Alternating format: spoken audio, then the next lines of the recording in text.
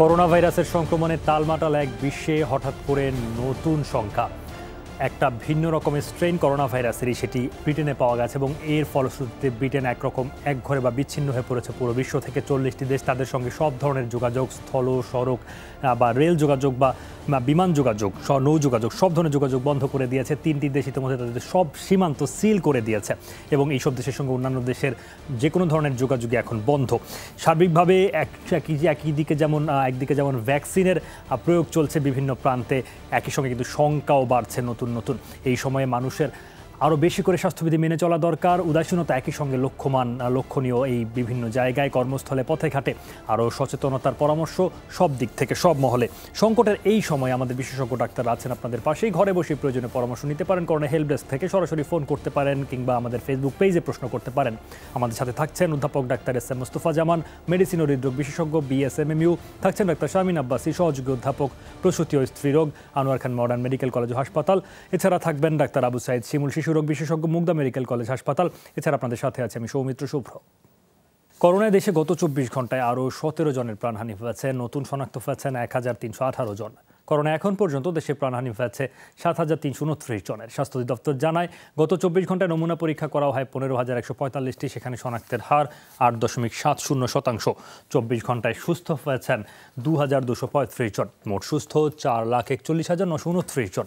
মৃত 17 জনের মধ্যে 11 জনই পুরুষ।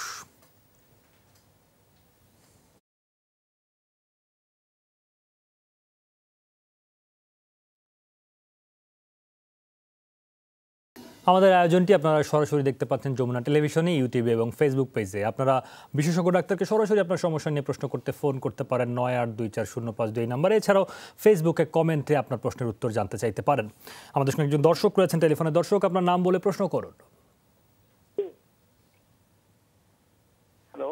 হ্যালো, আমরা শুনছি আপনাকে, বলুন। বিজয়, শুভেচ্ছা থাকলো আপনাদের। শুভেচ্ছা, বলুন। আমি গত কয়েকদিন আগে অসুস্থ হয়েছিলাম। আমার নাম তপন চৌধুরী।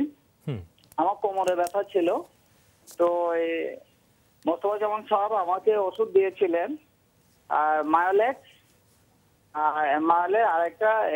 আরেকটা দিয়েছিলেন, এটা কি বলে যে পেইন কিলার, ওটার নামটা ভুলে গেছি। যাই হোক, ইন্ডামিক। আর আমি আরেকটা ভলি জেল ব্যবহার করছি। এখন স্যারের কাছে আমার দুটো প্রশ্ন, সেটা হচ্ছে ভলি জেলটা কি আমি হিটের আগে দেব, না ভলি জেলটা লাগিয়ে হিট দেব, অর্থাৎ ভলি জেলটা কখন ইউজ করব? আর আমি একটু ইমপ্রুভ হয়েছিল, তা আজকে একটু বের হতে হয়েছিল, বের হয়ে আসার পরে আবার একটু অসুস্থ হয়েছে। আবার আমার কিন্তু একটু ক্রিয়েটিন বেড়ে যায়। আচ্ছা, ডাক্তার এস.এম. মোস্তফা জামান। আমি প্রশ্নটি আসলে পুরোপুরি স্পষ্ট শোনা যাচ্ছে না, আপনি একটু বলবেন কি সৌমিত্র? দর্শক সম্মত আমাদের সঙ্গে টেলিফোনে আছেন এখনো। জি জি জি দর্শক, আপনি যদি আরেকবার একটু বলেন। একটু ভেঙে আসছে আপনার কথাটি। আমি জি বলুন এখন। আচ্ছা, আমার কোমরে ব্যথা হয়েছিল, পিঠে টান লেগেছিল, তারপরে আমি আপনাদের এখান থেকে স্যারের সাথে আলোচনা করে যে ওষুধ পেয়েছি সেটা হচ্ছে মায়োলেক্স 50 এখন খাচ্ছি। আর একটা পেইন কিলার দিয়েছিলেন, সেটা কি ইন্ডামিক, আমি খাচ্ছি না, এই জন্য আমার ক্রিয়েটিন বেড়ে যায়, সেই জন্য ওই ভয়ে খাচ্ছি না। আর আমি একটু ভলি জেল লাগাচ্ছি। আর আমি মোটামুটি 3 দিনের মধ্যে আমি সুস্থ হয়েছিলাম, আজকে একটু বের হয়েছি। দর্শক, আমরা বুঝতে পেরেছি। আপনাকে ধন্যবাদ জানাচ্ছি। আমরা কিন্তু প্রতিনিয়ত বলছি যে আসলে কোমরের ব্যথার জন্য আমরা কিছু এক্সারসাইজ দিয়ে থাকি বা ওষুধের উপরে বেশি নির্ভরশীল না হওয়ার জন্য। তো আপনাকে আমরা যেটা দিয়েছিলাম, অনেক সময় মাসেল স্পাজম যদি হয়ে থাকে সেক্ষেত্রে মায়োলেক্স ওষুধটি কিছু কাজ করে থাকে। আর এর সাথে যাতে রিল্যাক্স করা যায় সেজন্য ট্যাবলেট ইজিয়াম 5 মিলিগ্রাম প্রতি রাতে একটি করে খাবেন, তাতে করে একটু ঘুম আসতে পারে, কিন্তু রিল্যাক্স হবেন। আর পাশাপাশি একটু গরম ছেঁক দিতে পারেন। ব্যথানাশক ওষুধ আমরা একান্ত খুব প্রয়োজন না হলে দিতে চাই না। আরেকটি বিষয়, আমরা সবাই জানেন যে ব্যথানাশক ওষুধের সাথে কিডনির একটি সম্পর্ক আছে, কিডনির সমস্যা হতে পারে। যতটা সম্ভব চেষ্টা করবেন যে ব্যথানাশক ওষুধ কম খাবার জন্য, যদি খুব বেশি ব্যথা হয় প্যারাসিটামল খেতে পারেন। আর যখন খুব মারাত্মক বেশি সমস্যা ব্যথা হয় তখন আমরা ইন্ডোমিন জাতীয় দিয়ে থাকি। তবে আমরা বলি যে আপনি এক্সারসাইজ করে অথবা কোমরের গরম ছেক দিয়ে এভাবে আপনি চেষ্টা করবেন কিভাবে কোমরের যে ব্যথাটি কমানো যায়। তবে মনে রাখবেন যে ওজন যদি বেশি থাকে ওজনকে নিয়ন্ত্রণ রাখবেন। এবং আপনাকে আরেকটি বিষয় বলছি যে কোমরের কিছু ব্যায়াম আছে, সেই ব্যায়ামগুলো উপর হয়ে শুয়ে আস্তে আস্তে পেছনের দিকে পা দুটোকে আস্তে আস্তে উপরের দিকে নিতে হয়। এরকম কিছু যোগ ব্যায়াম আছে, আপনি ইউটিউবে গেলে দেখতে পারবেন। এগুলো করলে কিন্তু আপনি আস্তে আস্তে ভালো হয়ে যাবে। দর্শক শুনেছেন নিশ্চয়ই, ধন্যবাদ ডাক্তার এস এ মোস্তফা জামান। আরেকজন দর্শক আমাদের সঙ্গে টেলিফোনে রয়েছেন। দর্শক আপনার নাম বলে প্রশ্ন করুন। হ্যালো দর্শক আমরা শুনছি আপনাকে, আপনি সরাসরি সম্প্রচারে রয়েছেন, চিকিৎসকরা শুনছেন, বলুন। জি, আমি আমার ওয়াইফের ব্যাপারে কথা বলতেছি যে হাজবেন্ড হিসেবে আমি ম্যাডামের সাথে একটু কথা বলতে যাচ্ছিলাম। আপনার নামটা বলুন বা স্ত্রীর নাম। ডাক্তার শারমিন আব্বাসী শুনছেন। আমি সাকিব বলছি ধানমন্ডি থেকে। আচ্ছা, আমার বর্তমান বেবির বয়স 1 বছর 6 মাস। তো আমি যখন আমার ওয়াইফের যখন 36 উইকে আমাকে প্রেগন্যান্সি হয়ে যায়, আর্লি প্রেগন্যান্সি করা হয়। আমার ওয়াইফের ডায়াবেটিক্স ছিল, প্রেশারও ছিল, বোধ ছিল। তখন ম্যাডামের সাথে কথা বলে তখন আর্লি প্রেগন্যান্সির কারণে তখন ডেলিভারি করা হয়। তো ডেলিভারি করার পরে ওই সময় একটা মায়োম্যাক্টমি করা হয়। আর মায়োম্যাক্টমির সাইজ ছিল 11 সেন্টিমিটার বাই 9 সেন্টিমিটার। তো এই অবস্থায় আমার বর্তমান ওয়াইফের এজ 31। এখন এই পরিস্থিতিতে আমি আবার সেকেন্ড বেবিতে যেতে চাচ্ছি। তো আমি কতদিন পরে যে আমি সেকেন্ড বেবি নিতে পারবো? আচ্ছা, ডাক্তার শারমিন আব্বাসী। হ্যাঁ, ওনাকে ধন্যবাদ ওনার প্রশ্নের জন্য।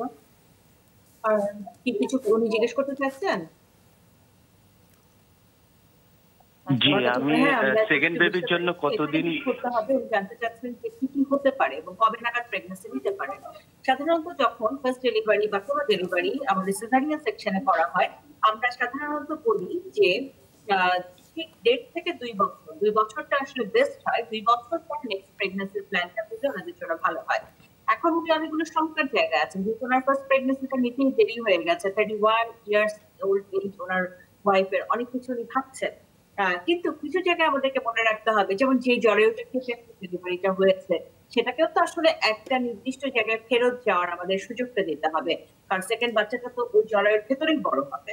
তো সেক্ষেত্রে আসলে আপনার জন্য বেস্ট হবে 2 বছর পরে সেকেন্ড প্রেগন্যান্সিটা নেওয়া, ফার্স্ট ডেলিভারির পর থেকে। কিন্তু এখন আসলে করণীয় কি আছে?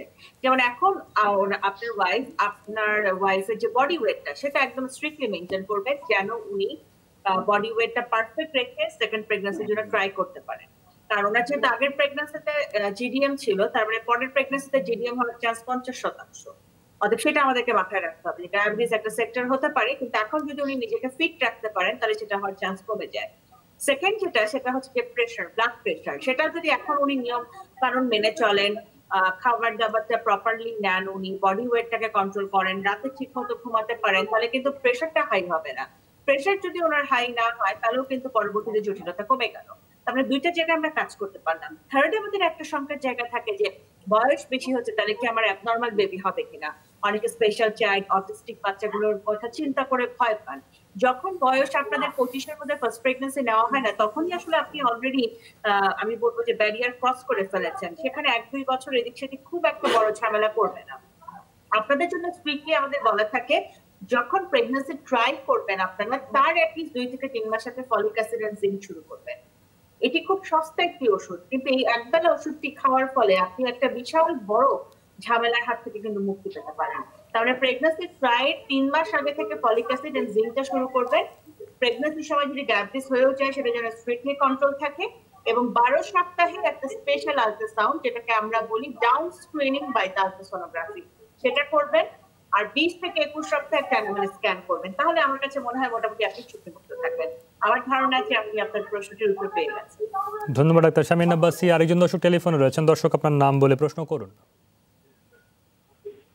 আসসালামু আলাইকুম। ওয়ালাইকুম আসসালাম, বলুন। আমি রিপন বলছিলাম ঢাকা থেকে। আমি আমার বাবুর জন্য ফোন করছিলাম। আমার বাবুর নাম রাকিবুল হাসান। আচ্ছা, বলুন কত বয়স? তার বয়স 3.5 বছর। তার সমস্যা হচ্ছে সে যখন 1 মাস বয়স ছিল তখন সে একটু কান্নাকাটি এবং মোছামুছি বেশি করতো, করার ফলে তার নাভিটা ফুলে গেছে অনেকটুকু। আর এখন নাভিটা এ পর্যন্ত তার কমছে না প্রথমত। দ্বিতীয়ত সে যখন প্রস্রাব করে, প্রস্রাবের সামনের অংশ দিকে দেখা যায় চামড়াটুকু অনেক ফুলে যায় এবং প্রস্রাব করার সময় তার দেখা যায় যে পুরা ইটাই ফুলে যাচ্ছে শুধু বারবার। এখন এটাকে আমরা কি করতে পারছি না। একজন স্যারকে দেখাচ্ছিলাম, শিশু বিশেষজ্ঞ, উনি আমাদেরকে ওই টপিক্যাল একটা ক্রিম দিচ্ছিল, কিন্তু ক্রিমটা লাগানোর পরেও কিন্তু এ পর্যন্ত জিনিসটা সমাধান করতে পারছি না। এখন এই অবস্থাতে কি করা যায়? আচ্ছা, ডাক্তার আবু সাইদ শিমুল। যে ওকে ফোটা ফোটা প্রস্রাব করে? জি না। জি, আসলে আমরা উত্তরটা দিচ্ছি। আসলে সেটা হচ্ছে আসলে 3.5 বছর বয়সের। আপনি যেটা বলতে চাইছিলেন যে তার ছোটবেলায় যে 1 মাস বয়সে সে যখন অনেক মোছামুছি করতো সেজন্য তার নাভিটা ফুলে গেছে। আসলে তার সাথে কিন্তু কোনোই সম্পর্ক নেই। এটাকে আমরা বলি আম্বিলিক্যাল হার্নিয়া। অর্থাৎ যে আমাদের নাভি রয়েছে তার পেছনের দিকে, সেখানে একটা আমরা যে পর্দা রয়েছে তাতে একটু ছিদ্র তার জন্মগতভাবে কিন্তু এটা ছিল। এটা কমন। এটা যে একেবারে আপনার বাচ্চারই হয়েছে বা মোছামুছির জন্য হয়েছে তা না। এই যে জন্মগতভাবে অনেক বাচ্চারই হয়। বেশিরভাগ ক্ষেত্রে আমরা দেখে থাকি যে এটা বন্ধ হয়ে যায়। যদি দেখা যায় অনেক বড় হয়ে যাচ্ছে, লাল হয়ে যাচ্ছে, ব্যথা পাচ্ছে, তাহলে সেই ক্ষেত্রে কিছু ক্ষেত্রে আমরা বলি যে হ্যাঁ, এটা অপারেশন করেই বন্ধ করে দিতে হবে। আসলে সাইজের উপরে ডিপেন্ড করছে। যদি দেখে যে খুব ছোট সাইজ, তাহলে এখনো সময় আছে, সেটা নিজে বন্ধ হয়ে যায়। যদি কিন্তু দেখেন যে না, এটা সাইজটা এখনো অনেক বড় বা দিন বড় হচ্ছে, তাহলে আমরা তো 1-2 মাসের বয়সের বাচ্চাদেরও কিন্তু অপারেশন করে থাকি। সুতরাং 3.5 বছর মোটামুটি বেশ ভালোই বয়স। এই বয়সে অপারেশন করা সম্ভব। কিন্তু আমরা বলতে চাচ্ছি যে সাইজটা এখানে ইম্পর্টেন্ট। যদি ছোট সাইজটা ছোট থাকে, তাহলে দেখা যাবে কয়েক মাসের মধ্যে এটা হয়তো নিজে বন্ধ হয়ে যাবে। আরেকটা বিষয় বলেছেন যে তার প্রস্রাব করতে গেলে ফুলে যাচ্ছে। এইটা টপিকর দিলে অনেক ক্ষেত্রে ভালো হয়ে যায়। সেটা করবেন কি, টপিকর দেওয়ার পরে যে বাড়তি যে চামড়া রয়েছে সেটা পেছনের দিকে একটু ঠেলতে থাকবেন, সকালে, বিকালে, রাতে। এটা করে যদি আসলে সমাধান না হয়, সেই ক্ষেত্রে আমরা বলি যে তাকে খতনা করিয়ে দিতে। 3.5 বছরের বয়সের বাচ্চাকে কিন্তু খুব সুন্দরভাবে আপনি নিরাপদে খতনা করতে পারবেন। খতনা করে দিলে বাড়তি যে তার চামড়াটা লেগে আছে, আসলে সেজন্যই তার প্রস্রাবটা ঠিক মতো বের হতে পারছে না, সেইটা যদি খতনার সময় কেটে দেয়, খুব সুন্দরভাবে সে কিন্তু একদম অন্যান্য 8-10টা বাচ্চার মতো সে প্রস্রাব করবে। সুতরাং প্রথমে আপনি ওই টপিকর দিয়ে আরেকটু, আমি বলবো 10-15 দিন একটু ট্রাই করে দেখেন যে মাসাজ করে এই চামড়াটা পেছনের দিকে চলে যায় কিনা। নিজে করতে বেশিরভাগ ক্ষেত্রে কিন্তু চলে যায়। যদি সেটা না যায়, তাহলে খতনা করে দিলেই কিন্তু আপনার বাচ্চা পুরোপুরি ভালো হয়ে যাবে। ধন্যবাদ ডাক্তার আবু সাইদ শিমুল। আরেকজন দর্শক আমাদের সঙ্গে টেলিফোনে রয়েছেন। দর্শক, আপনার নাম বলে প্রশ্ন করুন।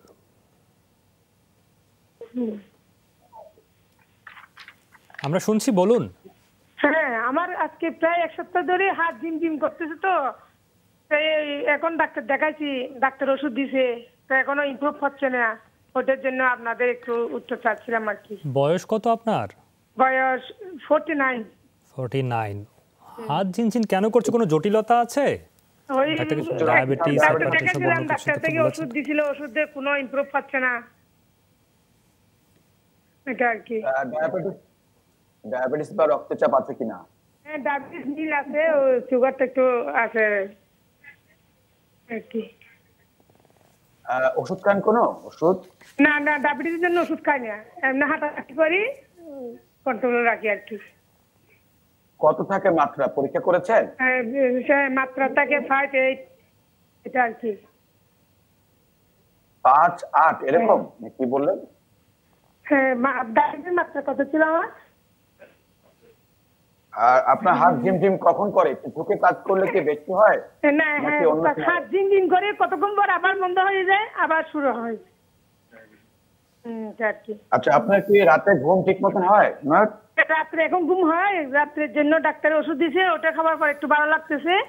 রাত্রে আবার হঠাৎ করে আবার হাতটা ওই কবজি থেকে সেন্স থাকে না কতক্ষণ। আপনি কি ওষুধ খাচ্ছেন বর্তমানে? জি এখন ওষুধটা খাচ্ছি, আমার হাজবেন্ডে বলতেছে, শুনেন। নামটা বলতে পারবেন? হ্যালো হ্যালো, জি, উনি আপনার একজন, যে আপনি ঔষধটার নাম বলুন, যে ঔষধটা নিউরোবেস্ট, প্রিগাবান, তারপরে কার্বা, লেন্টিডেক্স, নিউরোবেস্ট, এমিট, জি বেটাফিক্স, এই ওষুধগুলো চলছে আর কি। এগুলো খেয়ে কি ভালো আছেন? এগুলো খেয়ে একটু ভালো লাগতেছে, তবে রাত্রে হঠাৎ করে 2-3টার দিকে হঠাৎ করে হাতের কবজিতে গুলো ঝিমঝিম করে আর কি, আধা ঘন্টা। জি আপনাকে ধন্যবাদ জানাচ্ছি। আমি বুঝতে পেরেছি দর্শক, আসলে বেশিরভাগ ক্ষেত্রে আমরা কিন্তু দেখে থাকি যেগুলো বড় কোনো সমস্যা নয়, কিছুটা মনো এবং দৈহিক কারণে এরকম কিছু সমস্যা হয়ে থাকে। এবং আপনি যে ধরনের ওষুধ খাচ্ছেন, চিকিৎসকরা সাধারণত এই ধরনের ওষুধই বেশি দিয়ে থাকে। যেমন আপনি প্রিগাবালিন খাচ্ছেন, ভিটামিন দিচ্ছে নিউবিয়ন বা নিউরোবেক্স, এই জাতীয় ওষুধ দিয়ে থাকা হয়, ক্যালসিয়াম এবং ভিটামিন ডি দিয়ে থাকা হয়, সঙ্গে কিছু এক্সারসাইজ অথবা সূর্যের আলোতে একটি ভিটামিন ডি আছে সেটি নিতে পারেন। অথবা আমরা অনেক সময় ডি রাইস তেলের সাথে ইউনিট প্রতি সপ্তাহে একটি করে ওষুধ খেতে পারেন এবং এক্সারসাইজ করে সুষম খাদ্য খাবেন, বেশি বেশি পানি পান করবেন এবং রাতে যাতে ঘুম নিশ্চিত করা যায়। আপনি যে ওষুধটি খাচ্ছেন সেটি খেলে ঘুম আসবে। ওষুধের ট্রিটমেন্ট আমি মনে করি ঠিকই আছে, তবে আপনি মানসিকভাবে একটু সুস্থ থাকতে পারলে ধর্মীয় অনুশাসন মেনে চলবেন। আমাদের দৃঢ় বিশ্বাস যেটি খারাপ কোনো রোগ নয়, এটি আস্তে আস্তে ভালো হবে। আপনার জীবনযাত্রার অভ্যাসের সাথে সাথে যেমন আপনি ভালো সুষম খাদ্য খাবেন, এক্সারসাইজ করবেন, মনকে প্রফুল্ল রাখবেন, তাহলে কিন্তু আপনি আরো ভালো থাকবেন। এটি আপনার জন্য কোনো পরীক্ষা নিরীক্ষা দিতে চাচ্ছি না, কারণ আমাদের বিশ্বাস যিনি এই চিকিৎসক আপনাকে ওষুধগুলো দিয়েছেন, বেশ ভালো ওষুধ দিয়েছেন, এগুলো খেলে আস্তে আস্তে আপনি আরো বেশি ভালো থাকবেন। তবে মনের দিকে আপনাকে প্রফুল্ল থাকতে হবে এবং আপনার দুশ্চিন্তাগুলোকে দূরে ফেলতে হবে। যদি কোনো কারণে পুরোপুরি ভালো না থাকেন, আমরা কিছু পরীক্ষা করে থাকি, যেমন রক্তে ভিটামিন ডি একটি পরীক্ষা আছে, আমরা সেটি পরীক্ষা করে থাকি এবং আপনার ঘাড়ে একটি এক্সরে করতে থাকি, সার্ভাইকাল স্পাইন এই পরীক্ষাটি করে থাকি এবং রক্তের হিমোগ্লোবিন করে থাকি, থাইরয়েড সমস্যা আছে কিনা, এই ধরনের কিছু পরীক্ষা করে আমরা দেখতে পারি। তবে আমি বলবো আপাতত পরীক্ষা করার দরকার নেই। যে ওষুধগুলো খাচ্ছেন, যে নিয়মগুলো বললাম সেগুলো মেনে চললে আপনি আস্তে আস্তে আরো সুস্থ হবেন, তবে সময় দিতে হবে। আমি সবসময় বলি time is the best healer. আপনাকে সময় দিলে এতে আপনি আস্তে আস্তে আরো ভালো হবেন, অযথা বেশি পরীক্ষা করার প্রয়োজন নেই। আপনাকে ধন্যবাদ আমাদের সাথে যুক্ত হওয়ার জন্য। ধন্যবাদ ডাক্তার এস এম মোস্তফা জামান। দর্শক নিশ্চয়ই শুনেছেন ডাক্তারের পরামর্শ। দর্শক আপনারা পরামর্শ পেতে সরাসরি ফোন করতে পারেন 98244052 এই নম্বরে। টিভি সেটের পাশাপাশি ফেসবুকে যুক্ত থাকতে পারেন, ফেসবুক কমেন্ট আপনার সমস্যা জানাতে পারেন। যেমন ঋতুদে লিখেছেন ফেসবুক কমেন্টে, তার এজ 28 ইয়ার্স, 34 সপ্তাহ, 34 উইকস 3 ডেজ, 34 সপ্তাহ মানে 34.5 সপ্তাহ সময় আলট্রাস করিয়েছেন তিনি। 11.8 HB, glucose 5.2, position posterior, cephalic presentation, fluid 7.8। তিনি শামিন আব্বাসীর কাছে জানতে চেয়েছেন সব ঠিক আছে কিনা। তিনি আয়রন, ক্যালবোডি, ফলিসন, জেস্টন এগুলো ওই ওষুধগুলো খাচ্ছেন। 35 সপ্তাহ হয়েছে আজ। জানতে চেয়েছেন 2-3 দিন ধরে খুব তলপেটে ব্যথা হয় এবং গতকাল রাতে পানির মতো লিকুইড ডিসচার্জ হয়েছে কয়েক ফোঁটার মতো, পরে আর হয়নি। এটা কি কোনো সমস্যার সংকেত কিনা?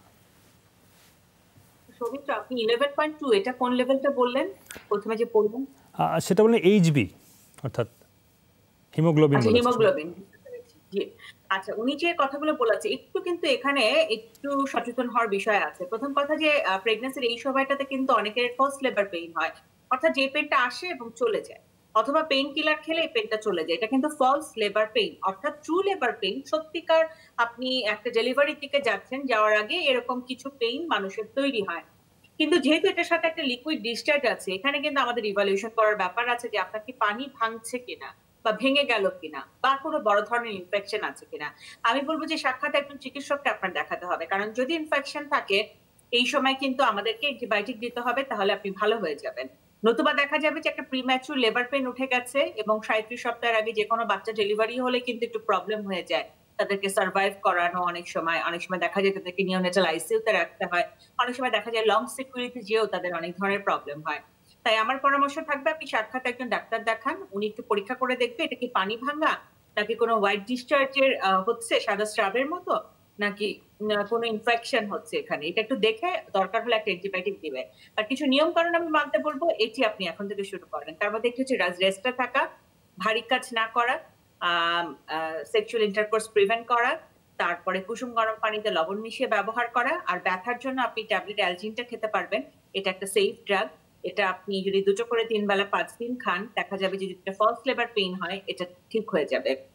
বাট জরায়ুর মুখের যে ইনফেকশনটা এবং ইউরিন ইনফেকশন, এই দুটোই কিন্তু এই ধরনের পেইন হওয়ার একটা অন্যতম কারণ হিসেবে থাকে এই সময়টায়। অতএব ওই দুটো জায়গা পরীক্ষা নিরীক্ষা করে ইউরিন রুটিন কালচার করে একটু কনফার্ম হতে হবে। বাট আল্ট্রাসাউন্ড রিপোর্ট যেটা বলছেন আপনি, সেটা কিন্তু পারফেক্ট আছে। সেই ক্ষেত্রে আপনি যে সুষম খাবার দাবার খাওয়ার বিষয়টি আছে সেটি খেয়াল রাখুন। আর কোনো কারণে যেন কনস্টিপেশন না হয় বা তলপেটে চাপ দিয়ে কোনো কাজ করা না লাগে, সেই জায়গাটা আপনি খেয়াল রাখুন, তাহলে আশা রাখছি আর কোনো সমস্যা হবে না। ধন্যবাদ ডাক্তার শারমিন আব্বাসী। ইতিমধ্যে শুনলেন নিশ্চয়ই এইটুকু সতর্কতা এবং একজন চিকিৎসকের সঙ্গে দ্রুত পরামর্শ করার পরামর্শ দিয়েছেন ডাক্তার শারমিন আব্বাসী। আরেকজন দর্শক টেলিফোনে রয়েছেন, দর্শক নাম বলে প্রশ্ন করুন। আমার নাম আব্দুল আজিজ, ঢাকা থেকে বলছি আমি। জি, আমার সমস্যা হলো স্যার ওই মাথা ব্যথার সমস্যা। বলুন, একটু বিস্তারিত বলুন। ওই মাইগ্রেনের সমস্যা। আমি ডাক্তার দেখাইছিলাম, মাথা বিশেষজ্ঞ ডাক্তার। উনি ওই যে ব্যথা উঠলে পরে ন্যাপ্রক্স, আসেনজি আর হইলো বার্গন, হ্যাঁ, ব্যথা উঠলে ওগুলো খাইয়া অন্ধকার করে শুয়ে থাকতে বলছিল। আর আপনার ওই ডেনজিট, এখন তো ডেনজিট পাওয়া যায় না, ফ্যানজিট পাওয়া যায়। ওই ফ্যানজিট খাইছিলাম, তাতে এই ভালো রেজাল্ট পাইতেছি না। এমন তো অবস্থায় কি করতে পারি? আপনার বয়স কত এবং আপনার অ্যাজমা বা হাঁপানি বা ঠান্ডা অ্যালার্জির কোনো সমস্যা আছে কিনা? বয়স হলো 50, অ্যাজমাও নাই, হাঁপানিও নাই, তারপরে ডায়াবেটিস তো নাই, প্রেশারও ঠিক আছে। জি, আরেকটা বিষয়, মাথা ব্যথাটি কখন বেশি হয় এবং কমে কিভাবে? মাথা ব্যথা হলো আপনার এই গরমের সময় একটু বেশি হয় আর শীতের ভিতরে একটু বেশি হয়, হ্যাঁ। আর ব্যথা যখন উঠে তখন খুব বেশি ব্যথা উঠে। আর ল্যাপ্রক্স, আসেনজি আর বার্গন খাইলে পরে 2-3 ঘন্টার ভিতরে মাথা চলে যায় ব্যথা, হ্যাঁ। তারপর হইলো দর্শক, আপনাকে ধন্যবাদ জানাচ্ছি। আসলে আপনার যে সমস্যাটি, এটি বড় কোনো সমস্যা নয়, গুরুতর কোনো সমস্যা নয়। আমরা বিশ্বাস করছি যে আপনার এটি কোনো আপনাকে বড় কোনো দুশ্চিন্তাগ্রস্ত করবে না। তবে আপনি যে ওষুধগুলো খাচ্ছেন সবই ঠিক আছে। ফ্রেঞ্জির দুশ্চিন্তার ওষুধ দিয়ে থাকি, টেনশন কমলে অনেক সময় মাথা ব্যথা কমে যায়। যেটা ডিয়াংজিন বা ফ্রেঞ্জি দীর্ঘদিন খাচ্ছেন, যেহেতু হঠাৎ করে ছাড়লে আপনার ভালো নাও লাগতে পারে, কারণ এই ওষুধটা খেলে এক ধরনের এমন একটি পরিস্থিতি তৈরি করে, যে ওষুধটা খেলে ভালো লাগে আবার ছেড়ে দিলে খারাপ লাগে। আর ন্যাপ্রক্সের ওষুধটা ব্যথা কমার জন্য আবার দিয়ে থাকে, কিন্তু দীর্ঘমেয়াদী খেলে কিডনির সমস্যা হতে পারে। আপনি ট্যাবলেট প্যারাসিটামল বা নাপা খেতে পারেন, যদি নাপাতে কমে যায় মাথা ব্যথা, তাহলে ন্যাপ্রক্সিন খাওয়ার প্রয়োজন নেই। তবে যদি নাপাতে কোনো সমাধান না করে, মাঝে মাঝে আপনি ন্যাপ্রক্সিন খেতে পারেন। আরেকটি বিষয়, আপনি টাফনিল ওষুধটি খেয়ে দেখতে পারেন, যেটি আসলে মাথা ব্যথাতে, মাইগ্রেন হলে ভালো কাজ করে থাকে। এছাড়া মাথা যদি ঘোরে, তাহলে ট্যাবলেট নোরিয়াম 10 মিলিগ্রাম এটি একটু খেতে পারেন। আপনার সবগুলো ওষুধ সবসময় নিয়মিত খাবার প্রয়োজন নেই। শুধু যেহেতু ফ্রেঞ্জিট বা ডিয়াঙ্গের ক্ষেত্রে নিয়মিত থাকতেন, ওই ওষুধটি নিয়মিত খেলে কিন্তু দীর্ঘমেয়াদী খেলে কিন্তু সমস্যা তৈরি করতে পারে। কারণ এটি কিন্তু সরাসরি কোনো উপকার দেয় না, তবে খেলে মাথাটা ঠান্ডা থাকে, মানে আমরা বলি একটু ভালো রাখা যায়। তবে যদি সত্যিকার অর্থে মাইগ্রেন হয়ে থাকে, তাহলে আমাদের অন্য ওষুধ আছে, ওষুধ আছে। আরেকটি বিষয়, আপনি স্টিম নেবেন। স্টিম নিলে কিন্তু গরম পানি ভাপ হাঁ করে শ্বাস নেওয়া, এটা কিন্তু আপনাকে অনেক বেশি উপকার দেবে। ঠান্ডা এবং ধুলাবালি থেকে, যেহেতু বছরে ঠান্ডার সময় হয়, গরমে বেশি হতে পারে, এই দুটো সময় একটু একটু করে সমস্যাটি বেশি হয়, একটু খেয়াল করবেন। বেশি করে একটু সতর্ক হন, হতে পারে একটু বেশি করে পানি পান করবেন, ঠান্ডা পানি গ্রহণ করবেন না, ধুলাবালি থেকে দূরে থাকবেন। আমাদের বিশ্বাস আপনার এটা ভালো হয়ে যাবে। এটি শুধুমাত্র সতর্কতাই আপনার জন্য সবচেয়ে বড় ভূমিকা রাখবে। ট্যাবলেট ভিটামিন সি পেতে পারেন, ভিটামিন সমৃদ্ধ ফলমূল খেতে পারেন। আরেকটা পেতে পারবেন, যেটি হলো যে দুশ্চিন্তা থেকে দূরে থাকবেন, ঘুম থেকে ভালো থাকবেন, এক্সারসাইজ করলেও আপনি ভালো থাকবেন। ধূমপান করলে অবশ্যই সেটা বাড়তে থাকবেন। আপনাকে অনেক অনেক ধন্যবাদ আমাদেরকে ফোন করার জন্য। ধন্যবাদ ডাক্তার এস এম মোস্তফা জামান। ডাক্তার আবু সাইদ শিমুল। হাসান মেহেদি সানজিল লিখেছেন, ভোলা থেকে বলছেন, তিনি তার মেয়ের বয়স 4 মাস 13 দিন, ওজন 6 কেজি, আজকে অনেকদিন পর্যন্ত ঠান্ডা কাশি, দম ফেলতে কষ্ট হয়। 12 ডিসেম্বর তিনি প্রশ্ন করেছিলেন আপনাকে এবং আপনি তখন পরামর্শ দিয়েছিলেন নরসল ড্রপ 2 নাকে 1 ফোঁটা করে দিনে 7-8 বার, সিরাপ পেডিয়ামিন 1 চামচে 3 ভাগের 1 ভাগ করে দিনে 2 বার, ব্রডিল সিরাপ 1 চামচে 3 ভাগের 1 ভাগ করে দিনে 3 বার, এইভাবে খাওয়াচ্ছেন। এখনও ঠান্ডা কমেনি, তিনি এই মেডিসিনই খাওয়াবেন নাকি অন্য কোনো মেডিসিনের সঙ্গে যুক্ত করবেন আপনি, সেটি জানতে চেয়েছেন।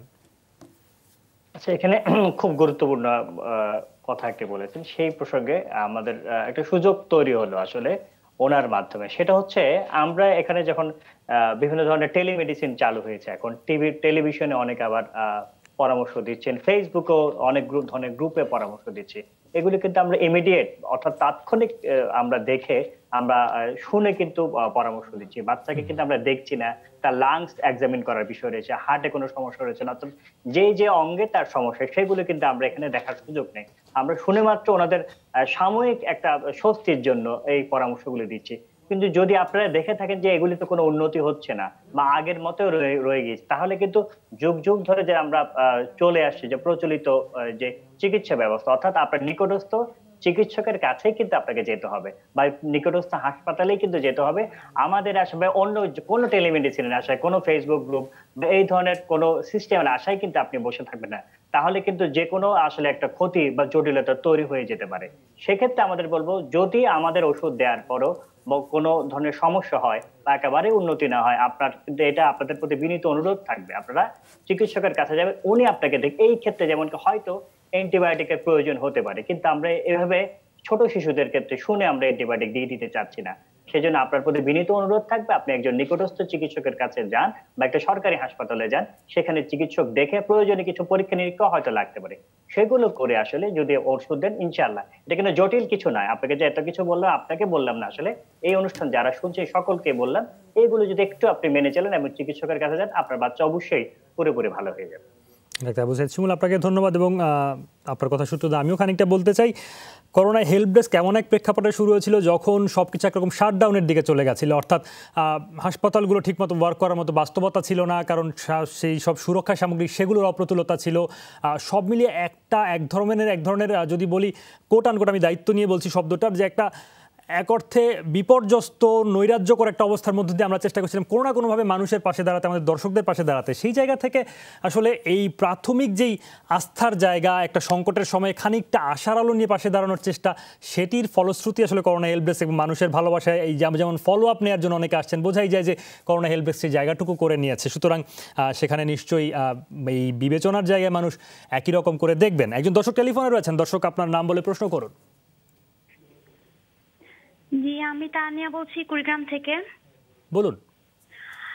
আমার সমস্যা হচ্ছে স্যার, আমি লাস্ট জুলাইয়ে আমার কোভিড পজিটিভ আসছিল। তো হালকা শ্বাসকষ্ট ছিল আর শারীরিক দুর্বলতা ছিল। তো আমি বাসাতেই ছিলাম, এই মানে তারপর সুস্থ হয়ে গেছি। এখন যেটা দেখছি যে আমার মাইগ্রেনের সমস্যা দেখা দিচ্ছে, সাথে চোখের হালকা সমস্যা, আর আমার হার্টবিট অনেক ফাস্ট বিট করে, মানে হালকা কোনো টেনশন নিলে আমার হার্টবিট আমি নিজেই শুনতে পাই। আর একটু হালকা জ্বর, মানে মাঝে মাঝে শরীর দুর্বল লাগলে হাত পা ঠান্ডা হয়ে যায়, একটু মানে মনে হচ্ছে, আমার ফিল হয় যে আমার একটু জ্বর আছে শরীরে, এরকম লাগে। আচ্ছা, অর্থাৎ আপনি অনেকগুলো সমস্যা বা আফটার এফেক্ট ফিল করছেন। ডাক্তার এস এম মুস্তাফা জামান, আপনার জানার থাকলে জেনে নিন, আমরা ওনার উত্তরটা বিরতি থেকে ফিরে এসে শুনতে চাই। বয়স কত একটু বলবেন কি? আর এছাড়া অন্য কোনো সমস্যার সঙ্গে? 23। না, আর তেমন সমস্যা নাই, শ্বাস নিতে একটু সমস্যা বোধ হচ্ছে। হ্যাঁ, আমার অ্যালার্জি আছে। অ্যালার্জি আছে আমার। অ্যালার্জি আছে যে আপনাকে আমরা কোন ওষুধ খাচ্ছেন বর্তমানে? এখন আমি রাতে হচ্ছে আমার ইফোডিও দিছিল, ইফোডিও 10, সকালে হচ্ছে প্রোপানল 10, আর হচ্ছে মানে এরকমই আর কি দিচ্ছে।